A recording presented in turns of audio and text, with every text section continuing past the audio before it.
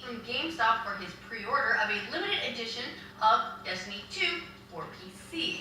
According to the information on the receipt, the Destiny 2 PC limited edition will run at €110 or $120.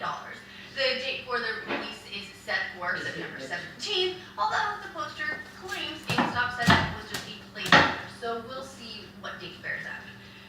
PC gamers have even more reason to celebrate than Destiny 2. This weekend, Blizzard finally announced the long-rumored StarCraft remaster. The remastered real-time strategy classic will feature the huge expansion Brood War, along with updated 4K graphics, remastered audio, matchmaking, new artwork, cloud saves, Blizzard app connectivity, and maybe most importantly, 0 tweaks to the core gameplay.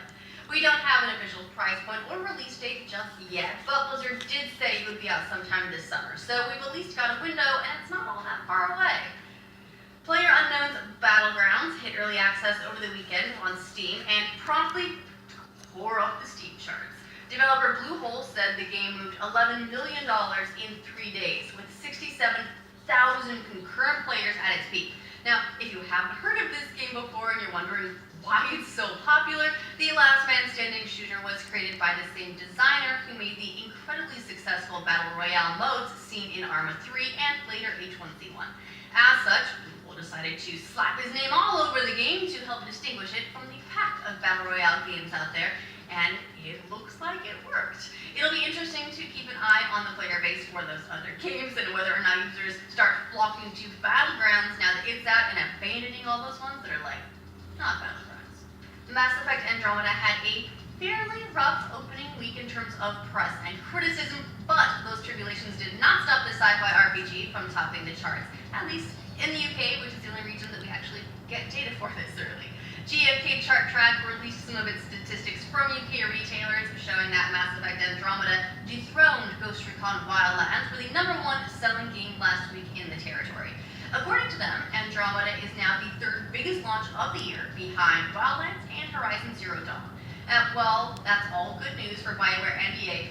They might want to put a cap on the champagne, because it looks like Andromeda's Week 1 numbers are worse than Mass Effect 2 and Mass Effect 3. So that puts Andromeda in 3rd place for the Mass Effect series, meaning it only beat Mass Effect 1 at launch.